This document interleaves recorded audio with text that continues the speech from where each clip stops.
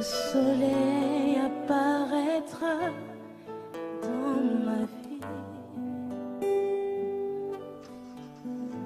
et le jour se lèvera pour moi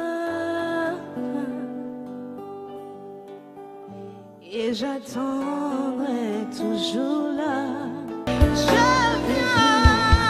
L'Assemblée unie La Pierre Précieuse, membre de la CR, Communauté des Églises d'Expression Africaine de France, située sur 15 rue de Lanzer, à 100 mètres du parc Salvador et à 130 mètres de la gare de Milan.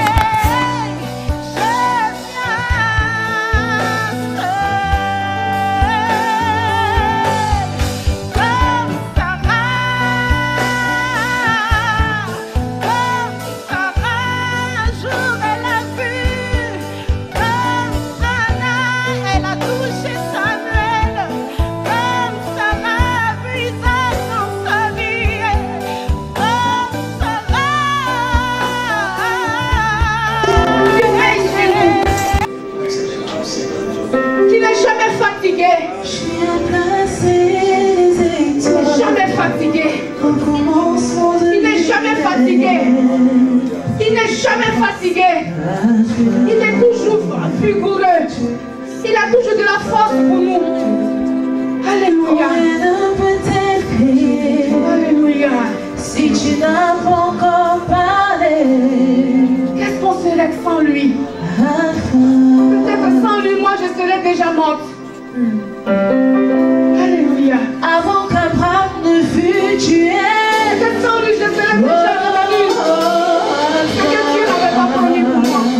Alléluia. Mon Seigneur, qui conduit toujours au pas. Comment commencer?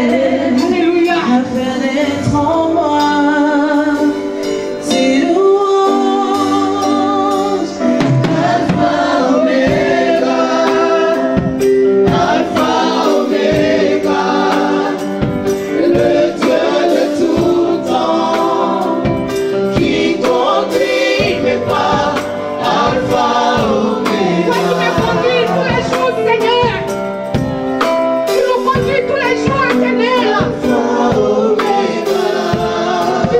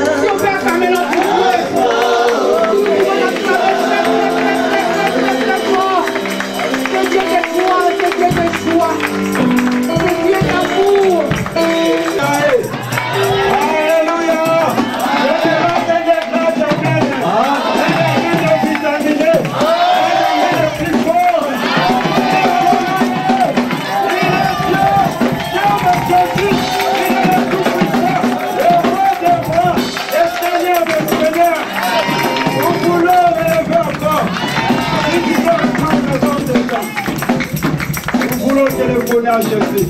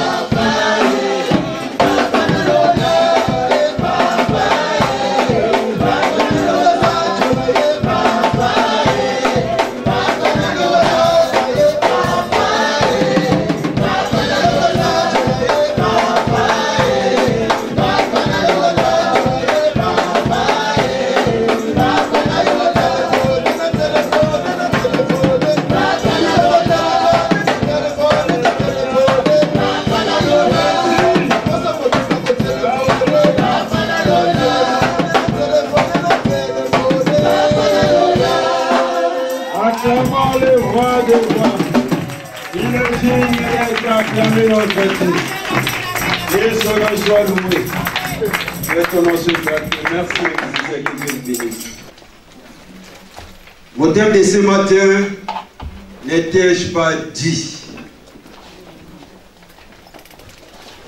N'étais-je pas dit? C'est une question que Jésus nous pose ce matin. C'est une question que Jésus pose à chacun de nous ce matin. N'étais-je pas dit? On va prendre nos Bibles dans le livre de Jean 11. Verset 40. Parce que j'ai pris la version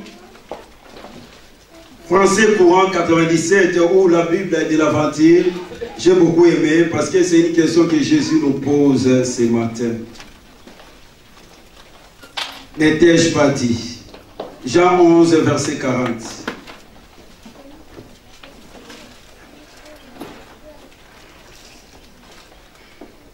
Jésus lui dit, n'étais-je pas dit? Alléluia. Pour avoir une idée, on commence par le verset 39. Marthe, la sœur du mort, lui dit, Seigneur, il sent déjà, car il y a 4 jours qu'il est là. Jésus lui dit, n'étais-je pas dit? La question que Jésus a posée à Marthe, c'est la même question que Jésus nous pose ce matin. N'étais-je pas dit? Toi qui passes par les problèmes, toi qui passes par les difficultés, toi qui passes par les doutes, toi qui passes par les moments difficiles, Jésus te pose cette question. N'étais-je pas dit? Nous connaissons cette histoire de Lazare. On a beaucoup prêché dans cette église. Mais Dieu a permis que je puisse encore toucher un point. Parler sur l'importance de la parole de Dieu. Parce que de nos jours, bien aimé, la parole n'a plus de place. De nos jours, les chrétiens ont abandonné la parole. De nos jours, bien aimé, les chrétiens n'osent plus ouvrir la Bible, la parole de Dieu pour méditer. n'étais-je pas dit? La Bible nous dit que Lazare était malade. Et voilà, Marthe et Marie vont envoyer quelqu'un vers Jésus, là où Jésus s'est trouvé. Jésus, au lieu de venir à Béthanie pour guérir Lazare, mais Jésus va rester encore là où il s'est trouvé. Et Lazare sera enterré. Et voilà, Jésus va venir après 4 jours. Et la Bible nous dit, Marthe va accueillir Jésus.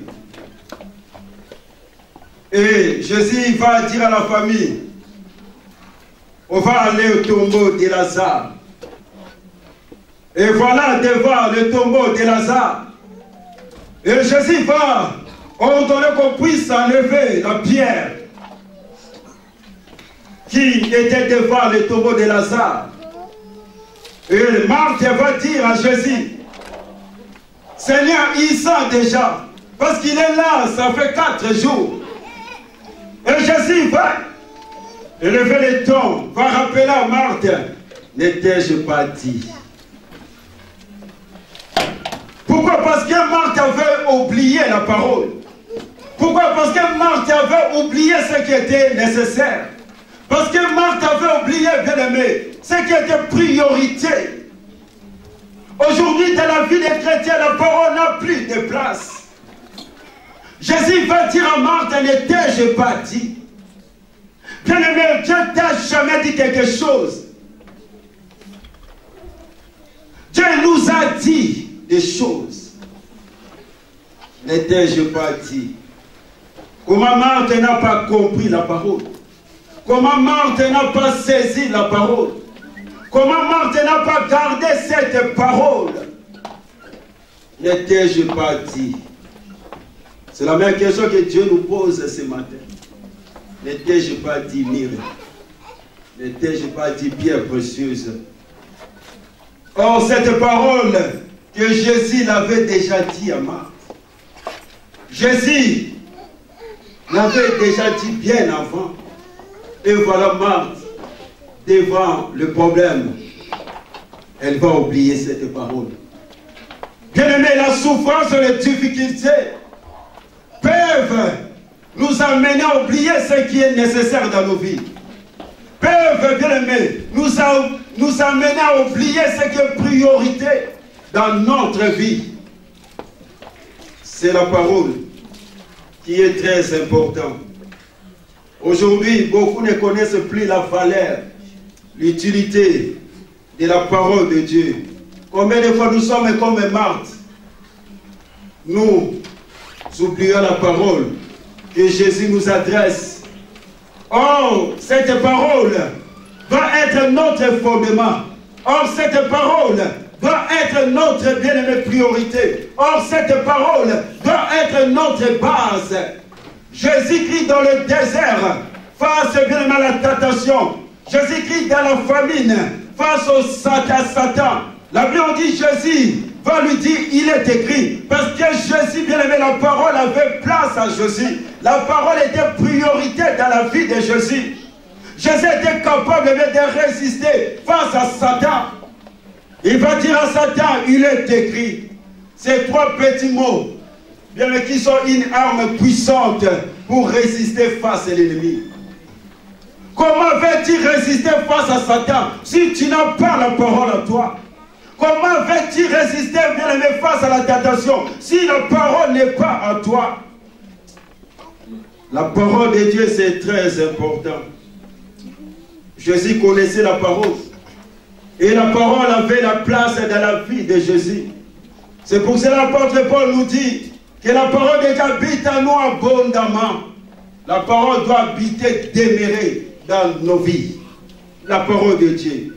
Jésus a dit à Marthe, n'étais-je pas dit? N'étais-je pas dit? Je t'ai déjà dit ce que je suis. Je t'ai déjà dit de quoi je suis capable. Même aujourd'hui, Jésus continue à parler. Au travers de sa parole, qui est la Bible, Jésus continue à parler au travers de ses serviteurs. Bien-aimés, Est-ce que nous prenons garde à cette parole? Jésus va rappeler à Marthe. Elle va dire à Marthe, ne t'ai-je pas dit? Nous devons garder la parole de Dieu. C'est très important. Jésus dit, si je demeure en vous, si vous demeurez en moi, et que mes paroles demeurent en vous. La suite, c'est très important. Jésus dit, demandez ce que vous voulez. Pour nous dire que la parole est le visa, pour que nous puissions obtenir ce que tu as besoin auprès du Père. La parole, c'est la clé qui nous donne l'exaucement auprès du Père. Que la parole demeure en nous, frères et sœurs. La parole de Dieu doit demeurer dans notre vie. Nous devons garder cette parole. Nous devons méditer cette parole. Moi, ce qui me fait mal, on va les chrétiens du lundi à samedi. Ils sont toujours sur leur WhatsApp. Ce n'est pas mauvais. Sur l'ordi, ce n'est pas mauvais. Mais n'ose pas ouvrir la parole. La parole, c'est très important. Parce que c'est cette parole qui va t'aider. Parce que c'est cette parole qui va t'amener dans ta destinée. C'est cette parole, au moment de problème, c'est cette parole qui va t'aider. Et cette parole va favoriser bien ta croissance spirituelle, va t'amener à la maturité spirituelle. C'est la parole de Dieu. Nous devons faire confiance à cette parole de Dieu. Souvent nous faisons confiance aux mécaniciens, n'est-ce pas? Aux médecins, n'est-ce pas? Tu déposes ta voiture chez ton mécanicien pour qu'il puisse la réparer. Même s'il ne répare pas, il te dit déjà que je l'ai réparé, tu payes et tu prends la voiture, tu as 100% confiance, n'est-ce pas? Même nos médecins, ils te font l'ordonnance, même s'il marque le médicament qui est contrairement à ta maladie, tu vas lui faire confiance. Et tu vas prendre ce médicament, n'est-ce pas, comme Comme un jour, un médecin a prescrit pour ma petite sœur un médicament, mais c'était un poison. Heureusement, mon grand frère connaissait ce médicament. Mais ma petite sœur voulait prendre ce médicament. C'était pour sa mort. C'est pour ça que nous devons faire confiance aussi à la parole de Dieu. Nous devons garder cette parole. C'est très important, frères et sœurs. Pourquoi pas garder la parole de Dieu? Marthe, ne t'ai-je pas dit? Dieu t'a parlé. Dieu continue à te parler. Ne t'ai-je pas dit? Écoute ce que Jésus avait dit déjà à Marthe. Marthe a oublié ce qui est nécessaire. Combien, dès qu'il sort de l'église, il oublie ce qu'on vient de prêcher? Ce que Jésus t'avait dit, ce que Jésus t'avait révélé, c'est ça ce qui va changer ta vision. C'est ça ce qui va te montrer les chemins à suivre. C'est ça ce qui va t'ouvrir des portes. Marthe a oublié ce qui était nécessaire, le dit de Jésus. Ce qui est très important, ce qui est nécessaire, ce qui devait être priorité dans notre vie, c'est le dit de Jésus. Jésus lui avait déjà bien dit avant. Marthe, on va prendre le verset Jean 11, toujours. Dans le verset 21, 27.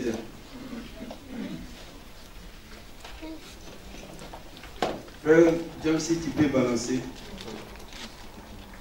En japonais.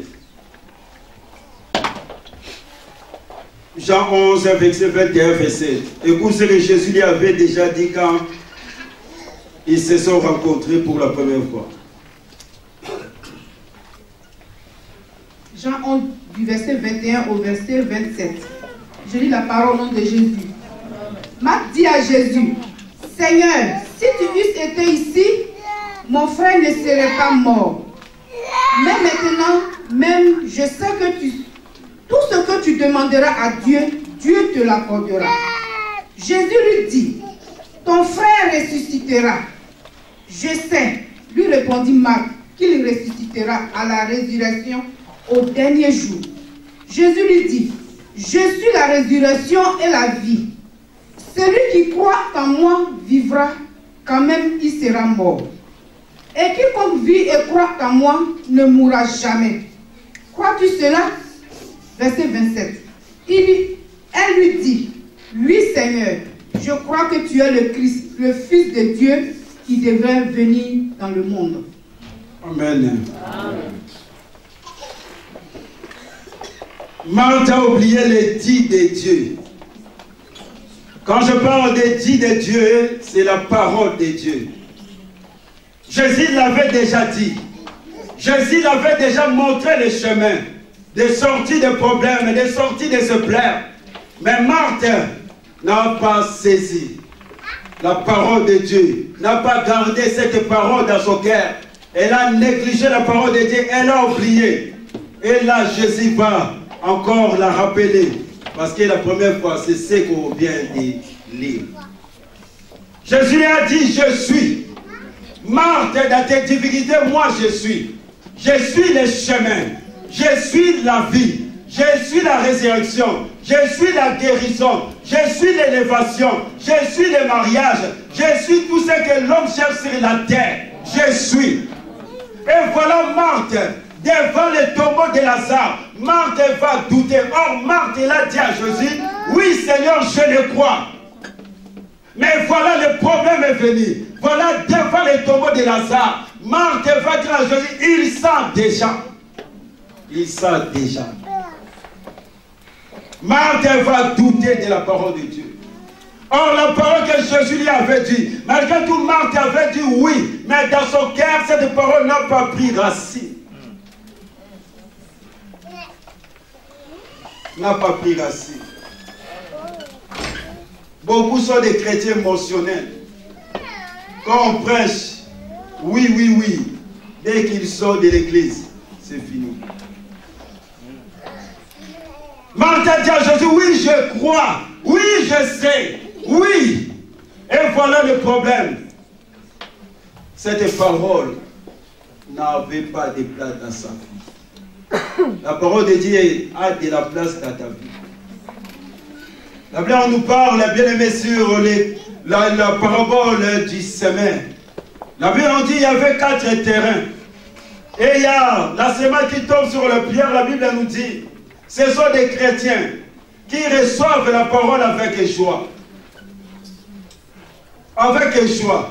Et quand il y a une épreuve qui arrive, quand il y a un problème, la Bible nous dit qu'ils cèdent facilement. Parce que cette parole n'a pas pris racine en eux. C'est pour cela que tu vois beaucoup de chrétiens, quand il y a un problème, ils cèdent facilement. Parce que la parole n'a pas de place dans leur vie. La parole, eh bien, doit prendre la première place dans notre vie. La parole de Dieu doit être priorité de notre vie. La parole de Dieu doit être bien nécessaire dans notre vie. Mais aujourd'hui, combien nous sommes comme des martyrs? Est-ce que nous gardons cette parole? La parole de Dieu. Est-ce que toi et moi nous gardons la parole? Bien aimé, nous devons garder ce que Dieu nous a dit, même dans nos rêves. Tu dois garder ce que Dieu t'a promis. Quels que soient les problèmes, quelles que soient les difficultés, quel que soit ce que tu traverses, bien aimé, ce que Dieu t'avait dit, ce que Dieu t'avait promis, ça va s'accomplir, quel que soit le temps, quelle que soit la durée, parce qu'il n'est pas l'auteur des œuvres inachevées, il est l'auteur des œuvres achevées. Il n'est pas un homme pour mentir, ni le fils de l'homme pour se répartir. Ce qu'il dit, il finira toujours par l'accomplir. Nous devons garder, bien aimé. N'étais-je pas dit? Qu'est-ce que Dieu t'a dit? Dieu a dit à Marthe, quand il était seul à seul avec Marthe. Qu'est-ce que Dieu t'a dit quand tu étais seul à seul avec Dieu? Qu'est-ce que Dieu t'a dit dans ton intimité avec lui? Bien, mais tu dois garder cette parole, ce que Dieu t'avait dit. Tu dois garder ce que Dieu t'avait promis. Parce qu'au moment de difficulté, au moment des problèmes, c'est cette parole qui va t'aider. Alléluia. La parole de Dieu. Même Jésus, j'aime Jésus, c'est le modèle par excellence. La Bible, on dit dans Genèse 1, quand tu regardes dans le verset 2, même Dieu lui-même, la Bible, on dit que la terre était informe et vide. Mais l'Esprit de Dieu, c'est mauvais. La Bible dit qu'il y avait des ténèbres à la surface de la terre. Mais Dieu ne pouvait rien faire. Malgré tout, les ténèbres étaient là. Malgré tout, le Saint-Esprit était là. Mais Dieu ne pouvait rien faire. C'est les ténèbres qui dominaient. Et Dieu a rencontré un problème dès la création du monde. Il a rencontré un problème. Mais le problème, c'était quoi? Les Saint-Esprit ne pouvaient pas entrer. Et la Bible, on dit dans le verset 2, Dieu dit, Dieu va envoyer la parole.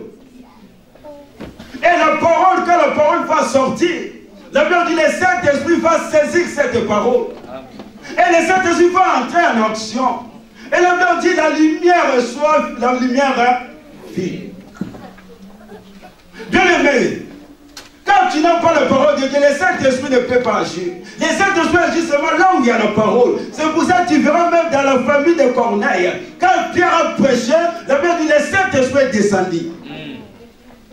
Nous avons besoin de la parole. Même Dieu ne pouvait rien faire sans la parole. C'est la parole qui a changé. Parce que les ténèbres étaient là. Mais Dieu a déclaré contrairement aux ténèbres. Dieu a déclaré la lumière. Quand tu as la parole, frère et sœur, tu vas déclarer contrairement à ce que tu traverses. La parole, c'est très important. Aujourd'hui, toi et moi, nous avons négligé la parole de Dieu. Combien de temps tu passes devant la parole? La Bible dit au commencement était la parole. Au commencement n'était pas la prière. Beaucoup aiment prier, ce n'est pas mauvais. Mais une prière efficace, c'est une prière qui est associée avec la parole. N'ai-je pas dit? La parole doit demeurer en nous. La parole doit prendre la première place. Parce que la Bible dit au commencement était la parole. Et la parole a tout créé. C'était la parole. N'ai-je pas dit, Marthe? Nous devons garder la parole de Dieu. Parce qu'au moment des difficultés, c'est cette parole qu'on avait gardée va nous donner la force, le courage de surmonter les choses, de surmonter la souffrance, de surmonter les difficultés. Quand tu regardes Proverbe 6, écoute ce que la Bible nous dit. 6 à 8. Proverbe 6, 6 à 8.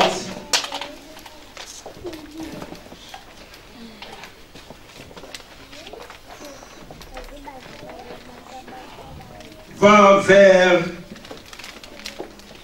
la fourmi, paresseuse. Considère ses voies et devient sage. Elle n'a ni chef, ni inspecteur, ni maître. Elle prépare en été sa nourriture. Elle amasse pendant la moisson de quoi manger. Alléluia. Ce qui est grave, c'est Dieu qui envoie un homme chez un essai. Dieu envoie un homme pour aller voir, observer le comportement d'une fourmi. Alléluia. Pour te dire que, d'abord, pour nous, la parole n'a plus de valeur, pasteur. Regarde bien, beaucoup des enfants de Dieu viennent à l'église sans Bible. Parce que la parole n'a plus d'importance dans leur vie, n'a plus de valeur dans leur vie. Si tu comprends que cette parole a de la valeur, parce que quand on roule avec des voitures, on a toujours des permis, non? Pourquoi? On a toujours des cartes d'identité. Quand on va quelque part. Mais quand on vient à l'église, je ne comprends pas, les enfants n'osent pas venir là. Je ne sais pas s'ils ont honte. Bien aimé, il faut porter la Bible. Pas question des téléphones et là tu mets la Bible. Non, la Bible. C'est très important. Dieu va dire, allez voir la fourmi et observe son comportement. Comment la fourmi travaille. Elle devient sage. Mais c'est un essai qui va donner la leçon à l'homme que Dieu a créé à son image, à sa ressemblance. Pourquoi? Parce que la fourmi, la Bible dit, pendant le temps de moisson, la fourmi travaille. La fourmi amasse.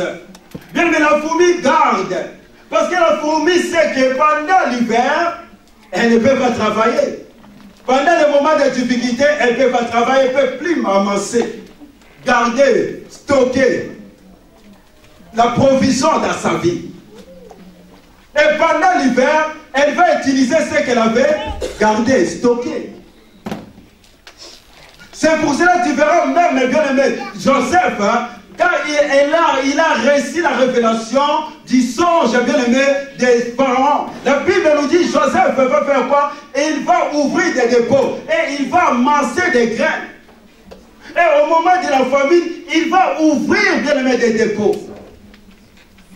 C'est très important. C'est-à-dire, soyons des chrétiens fourmis. Soyons des chrétiens, bien aimé, prudents. Qui sait bien aimé garder la parole, qui sait amasser la parole, qui médite la parole. Parce qu'au moment de difficulté, au moment de problème, c'est cette parole que tu avais gardée va t'aider à surmonter des problèmes, à surmonter des difficultés. Nous devons stocker la parole de Dieu. Si on essaye, bien aimé, de faire passer le micro maintenant, je demande à quelqu'un de me donner seulement 3 versets. Il y aura beaucoup qui vont quitter l'église. La parole doit habiter à nous. Nous devons stocker la parole à nous. La Bible nous dit, celui qui garde la parole, met la pratique, hein, c'est comme un homme prudent qui a bâti sa vie sur le roc. Et quand le problème viendra, quand les difficultés viendront, même si le vent souffle, hein, cette maison hein, ne va pas tomber. Parce que cette maison est fondée sur la parole. Ne sommes pas chrétiens insensés. Parce que nous vivons dans un monde de problèmes. Il y aura toujours des problèmes. Il y aura toujours des tempêtes. Ne crois pas comme tu es chrétien, il n'y aura pas de problèmes. J'aimerais te rassurer, il y aura. Tant que tu vis sur la terre, il y aura toujours des problèmes. Mais ce qui peut te rassurer, te garder, c'est la parole de Dieu. Alléluia. Soyons des chrétiens prudents. Des chrétiens prudents. Nous devons garder la parole de Dieu à nous. La Bible nous dit, les disciples de Jésus, quand tu regardes dans la Bible, Jésus a parlé plusieurs fois à ses disciples. Jésus leur a dit que je vais mourir, on va me livrer entre les mains des païens. Et je serai mort et je serai ressuscité le 3e jour. Jésus prévient toujours avant que les dégâts arrivent. Souvent l'homme ne prend pas garde. Dieu parle tantôt d'une manière, tantôt d'une autre. Mais tu interprètes pas? Hein? Ah, il comprend, c'est bon.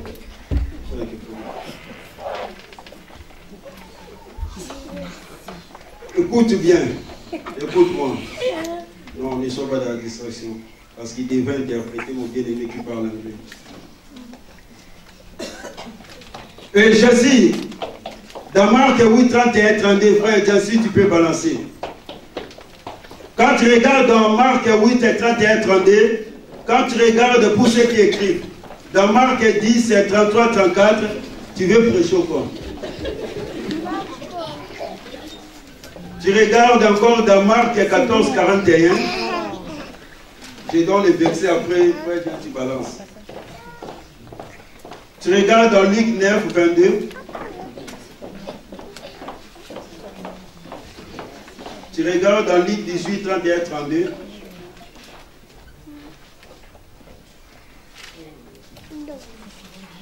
Quand tu regardes dans Matthieu 20, 17, 19, dans Matthieu 16 encore, 21,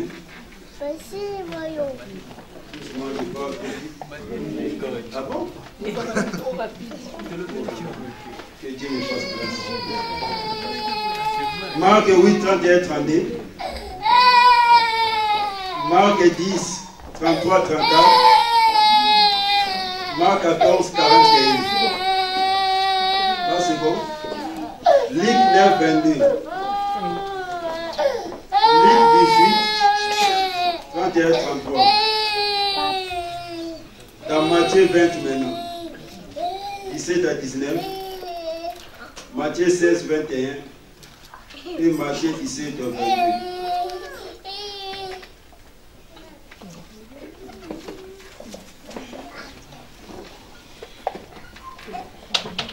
C'est bon?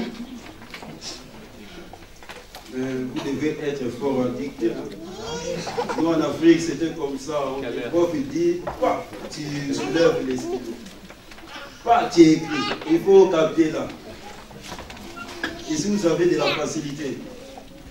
Jésus leur avait déjà annoncé dans tous ces évangiles qu'il va mourir. Il les a prévenus plusieurs fois. Pour qu'au moment où des choses vont arriver, qu'ils ne soient pas troublés. Qu'ils n'abandonnent pas leur foi.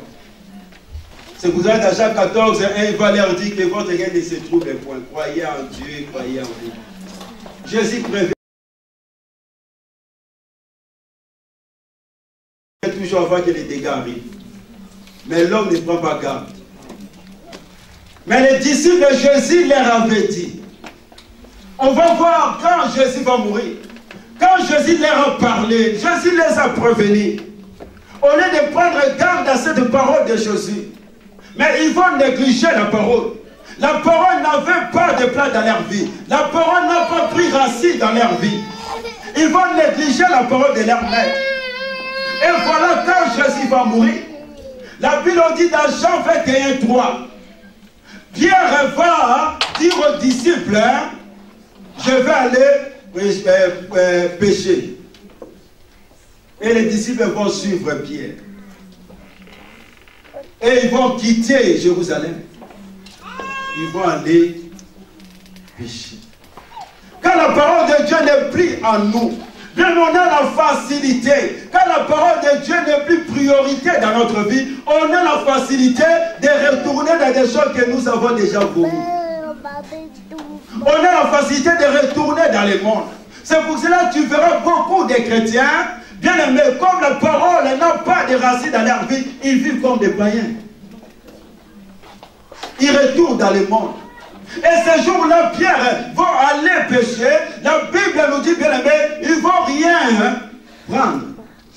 Quand la parole n'est plus à nous, nous allons vivre dans les angoisses, dans les difficultés. Mais ce qui m'a beaucoup impressionné, ce qui m'a beaucoup aidé, on va voir dans le verset bien aimé. Dans Matthieu 27, 63 à 66.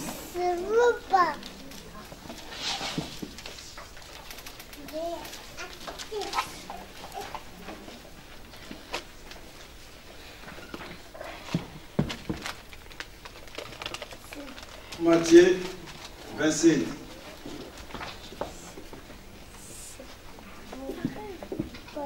« 63 à 66.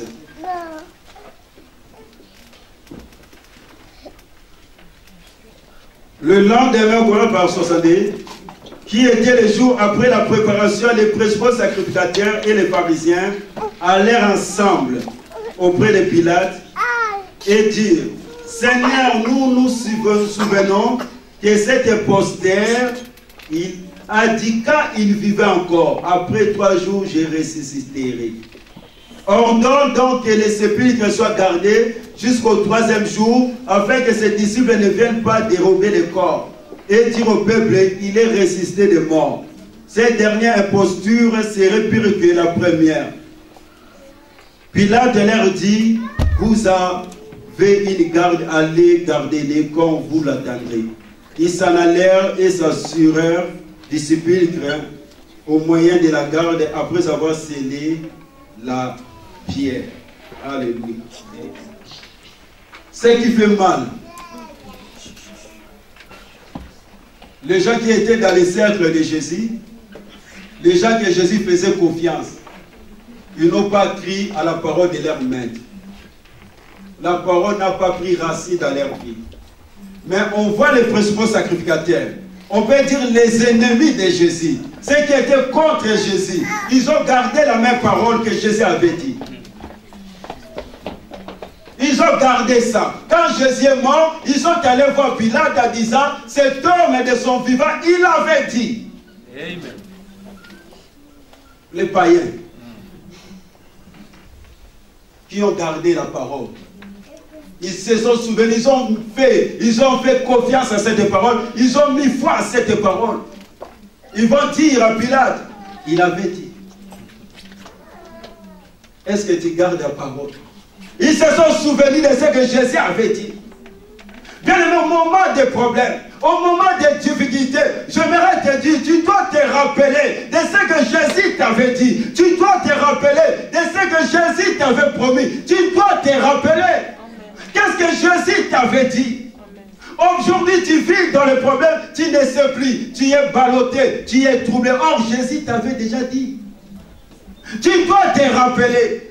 Jésus a dit dans sa parole, tu y es la tête de laquelle. Jésus a dit dans sa parole, il souhaite que tu prospères à tous égards. Jésus a dit dans sa parole, dans sa famille, il n'y aura ni femme qui avorte, ni femme stérile. Jésus a dit à sa parole, que le bonheur et la grâce doivent nous accompagner. Jésus a dit dans sa parole, que tu es un enfant de Dieu. Au moment des difficultés, que cette parole revienne dans ton cœur. Afin que le problème n'écrase pas ta vie. Les ennemis vont se souvenir de ce que Jésus avait dit. Est-ce que tu te souviens de ce que Jésus t'avait dit? Négliger la parole, oublier la parole, tu vas passer à côté. Comment les chrétiens n'ont pas si gardé la parole? Les gens qui étaient dans les cercles de Jésus vont retourner dans le monde. Mais c'est les païens qui vont garder la parole. Faisons très attention, il y a d'autres personnes que tu vois dans la rue, tu crois qu'il a la parole. Ce n'est pas encore le temps de rencontrer Dieu. Il connaît la parole peut-être plus que toi. Ils ont dit, cet homme avait dit. Qu'est-ce que Jésus t'avait dit? Aujourd'hui, tu doutes parce qu'il y a des problèmes. Aujourd'hui, tu ne crois plus parce que tu es devant la mort. Aujourd'hui, tu ne crois plus. Quel que soit ce que le monde te dit, quel que soit ce que la famille te dit, la parole de Dieu est au-dessus de tout. Tu dois chaque fois te rappeler de ce que Jésus t'avait dit. Le dit de Jésus, c'est la parole. Qu'est-ce que la parole de Dieu te dit? La parole de Dieu, c'est très important, frères et sœurs. Les chrétiens ont oublié la parole. La gemme et Sanhedrin. Ils ont stocké la parole de Dieu. Nous devons stocker la parole. J'aimerais, parce que j'ai sélectionné quelques versets pour t'encourager, même à la maison, que tu commences à méditer la parole. Parce que souvent, on aime beaucoup prier, mais on n'aime pas la parole. Tu ne peux pas t'y associer Jésus avec sa parole. Jésus avec la parole sont un. Nous aimons beaucoup prier, beaucoup jeûner, mais on n'aime pas la parole. Souvent, on n'ose même pas ouvrir la Bible. Beaucoup aujourd'hui cherchent le mariage. Beaucoup aujourd'hui cherchent l'élévation. Beaucoup aujourd'hui cherchent la bénédiction. Mais la Bible dit Jésus parcourait. Jésus allait de ville en ville, de village à village, annonçait d'abord la parole. Et après, il faisait des miracles. La Bible dit qu'il confirmait sa parole par des miracles. Les miracles ne peuvent pas précéder la parole, jamais. Amen. C'est la parole qui attire le miracle. C'est la parole qui appelle le miracle. Mais aujourd'hui, nous cherchons le miracle. Au lieu de chercher la source, qui est la parole, on ne les cherche pas. J'ai sélectionné quelques versets. J'aime ça. Ésaïe nous dit 40 pour ceux qui écrivent 8. L'herbe est sèche, la fleur tombe. Mais la parole de Dieu subsiste éternellement. Et la Bible dit tout passera. Le monde est ses convoitises, mais pas la parole. Bien aimé, nous devons fonder notre vie à la parole. Parce que la parole est bien demeure éternellement. Quand tu poses et tu fondes ta vie dans la parole, tu dois demeurer éternellement. C'est la parole qui va nous introduire auprès du Père. La parole. Nous devons fonder notre vie dans la parole. Puis Psaume 119, verset 11.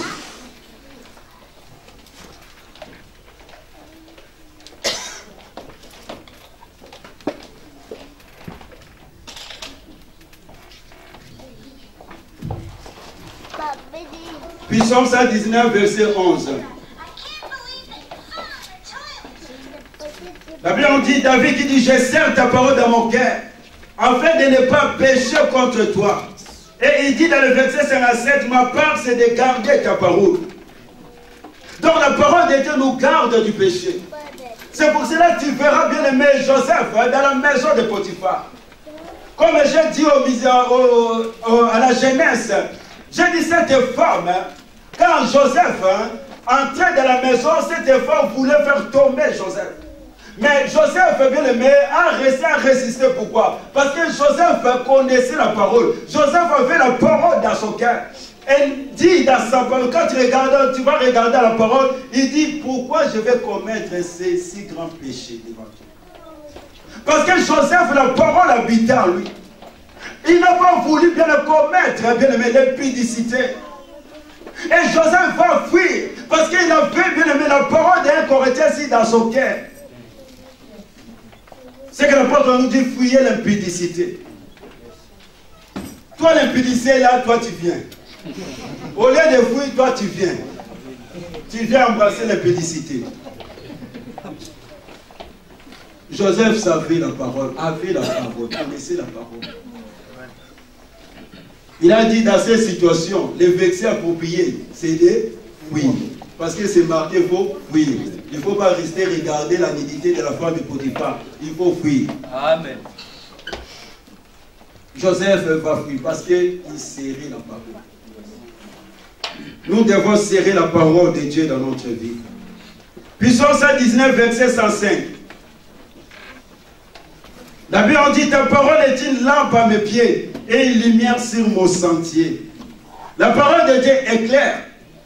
Nous permet d'être mieux guidés et mieux orientés par rapport au bon chemin que nous devons emprunter. Elle éclaire nos voies et nous montre les chemins. La parole de Dieu, c'est une lampe à mes pieds et une lumière sur mon sentier. Les sentiers, c'est un chemin étroit, bien aimé, au travers des champs ou bien des bois. Vous savez, des petits ruelles qui se trouvent dans les champs.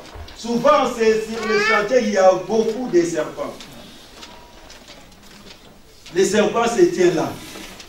Mais la Bible dit, la parole de Dieu, c'est une lampe à mes pieds et une lumière.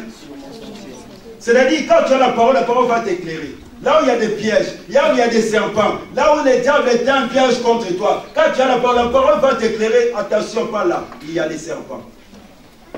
C'est vrai, tu vois aujourd'hui beaucoup des enfants de Dieu tombent parce qu'ils ne sont pas éclairés par la parole. La parole de Dieu. La parole, c'est très important. Puis Psaume 119, verset 130. Nous parle, la révélation de ta parole est claire. Toi qui es perdu, le repère, toi qui confonds le bien et du mal, prends la parole, tu verras clair. Il ouvre les yeux, il fait tomber les écailles de nos yeux. La parole. Puis Psaume 107, verset 17 à 20.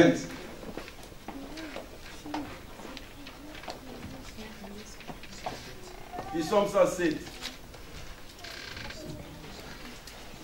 Écoute ce que la Bible nous dit. 17 à 20.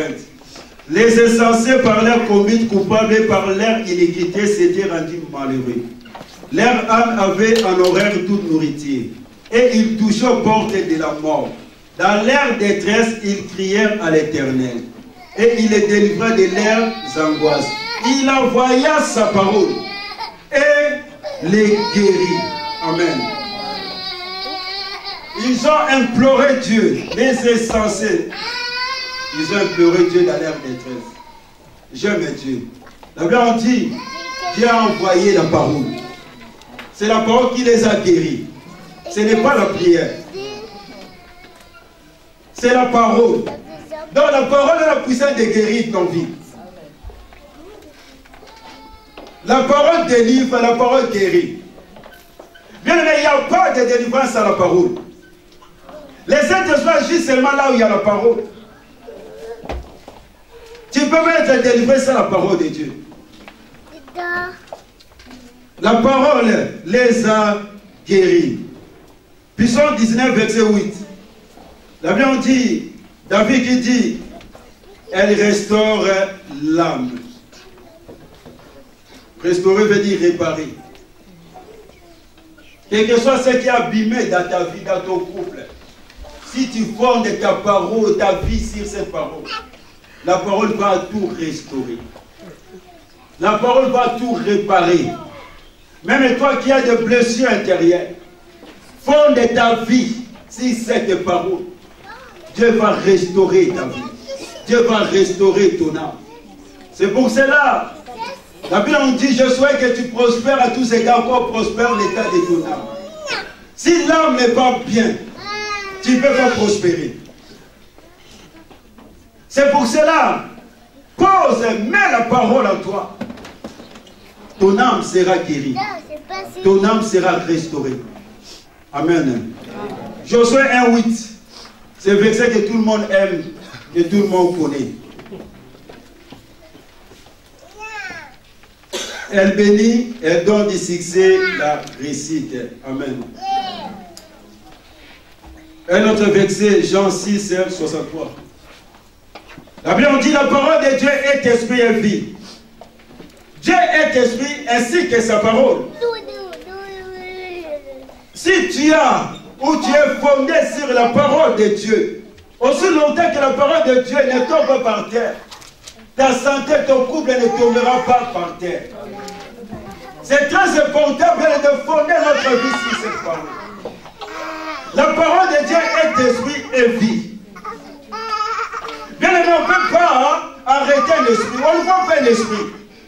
Même l'esprit, bien aimé, d'un sorcier peut entrer, même si tu fermes la parole et la porte de ta maison, et te menacer. C'est pareil avec l'esprit de Dieu. C'est pareil avec la parole de Dieu. La parole de Dieu peut entrer partout. La parole de Dieu ne connaît pas la frontière. La parole de Dieu ne connaît pas de pays. La parole de Dieu marche dans toutes les saisons. La parole de Dieu marche dans tous les pays. La parole de Dieu marche dans n'importe quelle circonstance dans nos vies.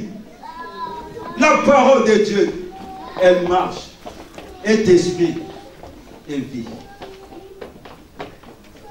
Si tu fondes ta vie sur la parole de Dieu, on ne peut pas t'arrêter par le monde éternel. Parce que c'est l'esprit et vie. Tout ce qui était mort en toi, quand tu fondes cette parole dans ta vie, ça va respirer. Ça va retourner à la vie. Ça va ressusciter. Voilà l'importance, bien-aimé, de connaître la parole. Voilà l'importance, bien-aimé, de fonder nos couples et nos vies dans la parole de Dieu. Parce que la parole de Dieu est esprit et vie. Celui qui ne fonde pas sa vie si cette parole ne peut pas évoluer.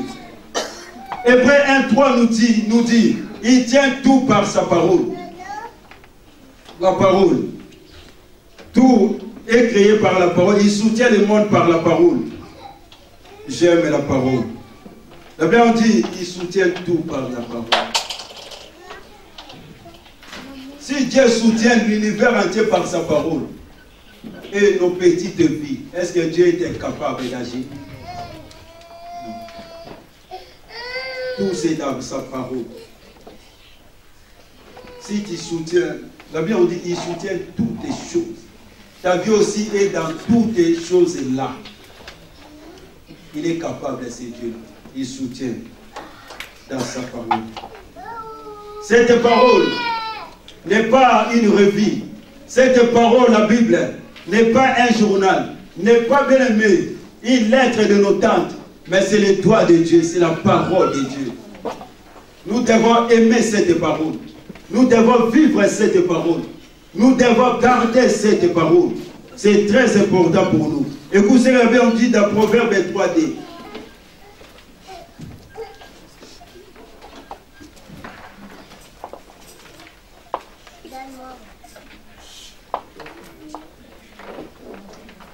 Proverbe 3, verset 2. La Bible nous dit: mon fils, n'oublie pas mes enseignements et que ton cœur garde mes préceptes, car ils prolongeront les jours et les années de ta vie et ils augmenteront ta paix. Alléluia. Et verset 23, 26 nous dit: alors tu marcheras avec assurance dans ton chemin et ton pied ne irritera pas. Si tu te couches, tu seras sacré. Et quand tu seras couché, ton sommeil sera doux. Ne redoute ni une terreur soudaine, ni une atteinte de la part de méchants. Car l'Éternel sera ton assurance et il préservera ton pied de toute embûche. Alléluia. Les épargnes de la parole de Dieu.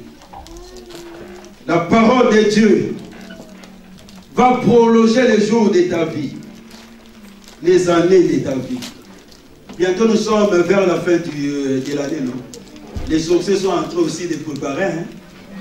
Donc aussi, il faut maintenant s'approcher à la parole. Quand ils vont venir, qu'ils ne puissent pas te toucher. La parole prolonge la vie de quelqu'un. Si tu veux bien aimer rester longtemps sur la terre, approche-toi à la parole.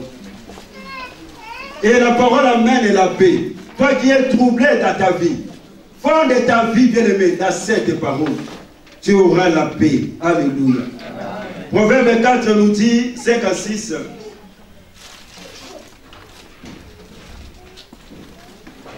Proverbe 4, 5 à 6. Acquiert la sagesse, acquiert l'intelligence. N'oublie pas les paroles de ma bouche et ne t'en détourne pas. Ne l'abandonne pas et elle te gardera. Aime-la et elle te protégera. La parole protège. La parole garde. Tu dois aimer la parole. Et quand tu vas aimer la parole qui va bien aimer rester dans ta vie, elle va te protéger face aux attaques du monde des ténèbres. La parole de Dieu, c'est un rempart, c'est une protection face au monde des ténèbres. La Bible dit, garde-la, elle va te protéger. La parole de Dieu rassure, fortifie, elle donne de la sagesse, elle protège. Grâce à la parole de Dieu que nous connaissons, que nous sommes les enfants de Dieu. Grâce à la parole de Dieu que nous connaissons bien nos droits et nos devoirs. Grâce à la parole de Dieu. Que la parole de Dieu soit priorité dans notre vie. Nous devons garder la parole. Mais ne sois pas comme les disciples, ne sois pas comme Marthe. Jésus les a déjà prévenus bien avant. Mais voilà, au moment de difficulté, au moment des problèmes, ils ont oublié cette parole. La parole n'avait pas de racines dans leur vie. Soyons comme, bien-aimés, les fourmis. Soyons comme Joseph. Soyons comme des chrétiens prudents qui amassent, bien-aimés, qui gardent la parole. Au moment de tentation, au moment de difficulté, nous devons nous souvenir de ce que Jésus avait déjà dit, bien-aimés, à propos de nos vies. Et nous allons surmonter les problèmes. Est-ce que tu gardes la parole? Combien de fois tu as négligé cette parole? Combien de fois tu as rejeté la parole? La Bible on dit, comme tu as rejeté la connaissance, moi aussi je t'ai rejeté. Quand tu rejettes la parole, tu rejettes Dieu. La parole. Est-ce que la parole a la place dans nos vies? Est-ce que la parole a la place dans nos cœurs? Est-ce que nous méditons cette parole? Est-ce que nous aimons cette parole? Souvent, nous aimons la bénédiction. Mais la bénédiction ne peut pas précéder la parole. C'est la parole qui crée tout. Et la parole continue toujours à créer. Comment est ta vie? N'ai-je pas dit, pierre précieuse? Ce matin encore, Dieu est venu pour te parler. C'est que Dieu t'a parlé, garde ça dans ton cœur. Ne laisse pas les oiseaux du ciel venir voler la parole. Ne laisse pas Satan venir enlever cette parole. Tu dois garder cette parole dans ton cœur. C'est cette parole qui va t'aider. C'est cette parole qui va te protéger. C'est cette parole.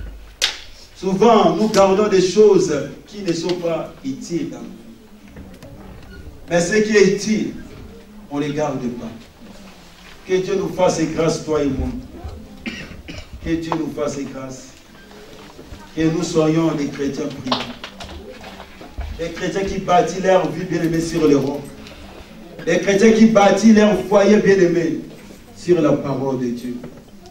Au moment des problèmes, cette parole qui va nous aider. Au moment des difficultés, cette parole qui va prendre place. N'ai-je pas dit, Marthe, c'est toi Marthe, c'est moi Marthe. Jésus nous rappelle encore ce matin. Et j'aimerais par là finir en te disant, garde ce que Jésus t'avait révélé même dans tes rêves. Garde ce que Jésus t'avait même montré. Oh, garde ce que Jésus t'avait dit dans ton intimité avec lui. Quel que soit le temps, quelle que soit la durée, cette parole va s'accomplir dans ta vie. Faisons Dieu confiance, comme on fait confiance aux mécaniciens. Faisons Dieu confiance, comme on fait confiance à nos médecins. Faisons la parole de Dieu confiance. Au commencement était la parole. Ce n'était pas la bénédiction. Ce n'était pas les enfants. Ce n'était pas les mariages. C'était la parole. Et la parole a créé. C'est la parole qui amène les enfants. C'est la parole qui amène les mariages. C'est la parole de Dieu. Que Dieu nous aide encore à mettre cette parole. Maman Diaconesse en pratique. À mettre cette parole. Ya Rachel en pratique. À garder cette parole dans nos vies. Et là, on verra de quoi cette parole est capable de faire dans nos vies. Courbons-nous fort. Alléluia. On va prier. La même question nous est posée ce matin par Dieu. Peut-être tu es là, Dieu comme Marthe, Dieu comme les disciples. La parole de Dieu n'a plus de place dans ta vie. La parole de Dieu n'est plus priorité dans ta vie. La parole de Dieu n'est plus utile dans ta vie. C'est pour cela, face aux problèmes, tu tombes. C'est pour cela, face aux difficultés, tu es prêt à abandonner la foi. Mais ce matin, Dieu est encore là. Dieu te dit encore, ne t'ai-je pas dit. Nous voulons prier d'abord Dieu. Regarde ta vie, peut-être tu n'ouvres même pas, tu ne médites pas la parole. Pour toi, la parole, c'est seulement les dimanches quand on vient à l'église, on prêche et puis c'est bon. Peut-être pour toi, bien aimé, quand tu sors de l'église et tu laisses la parole qu'on t'a prêché à l'église, et tu rentres chez toi vide. Mais ce matin, j'aimerais te dire, prie Dieu, parce que c'est cette parole qui va t'aider. Nous vivons dans un monde de dégâts, dans un monde de problèmes. Dieu prévient toujours, mais l'homme ne prend pas garde. C'est pour ça que nous voulons prier. Regarde bien ta vie. Si tu avais négligé la parole, tu as négligé Jésus. Parce que c'est cette parole qui s'est fait chair. C'est Jésus. Dieu est touché seulement par sa parole. Il a dit à Jérémie, je veille sur ma parole. Dieu ne veille pas sur tes plaies, mais Dieu veille sur sa parole. C'est pour cela que tu vas prier. S'il s'agit de demander Dieu pardon, tu vas lui demander. C'est un Dieu bien-aimé qui nous aime. C'est un Dieu bien-aimé qui ne nous condamne pas. C'est un Dieu bien-aimé, quand tu dis à Dieu pardonne-moi, il te pardonne. Bien-aimé, le fait de ne pas méditer la parole de Dieu, c'est un péché. Nous voulons demander Dieu pardon. Si ce n'est pas ton cas, ça pose aucun problème, prie Dieu, glorifie Dieu. Mais si c'est ton cas, tu n'ouvres pas la parole. Tu cherches seulement la bénédiction, tu cherches seulement la délivrance. Mais la parole, tu n'oses même pas ouvrir la parole de Dieu. C'est un péché. Nous voulons prier, toi et moi. Nous voulons regarder nos vies et demander à Dieu pardon. Dire à Dieu, pardonne-moi. À partir de ce matin, j'ai compris l'importance de ta parole. À partir de ce matin, j'ai compris l'impact que ta parole peut faire dans ma vie, dans mon couple. Parce que ta parole donne la sagesse et l'intelligence. La réussite, même à nos enfants, aux étudiants, à tout. La réussite dans nos travail. Tu vas demander à Dieu pardon. Et Dieu, Saint-Esprit, aide-moi. Que je ne sois pas Marthe qui a crié, oui, je sais, je crois. Mais quand le problème est là, la parole n'avait pas de place. Que je sois comme la fourmi. Que je sois comme Joseph, un chrétien Joseph, qui sert ta parole dans mon cœur. Prions Jésus. Mais voici encore.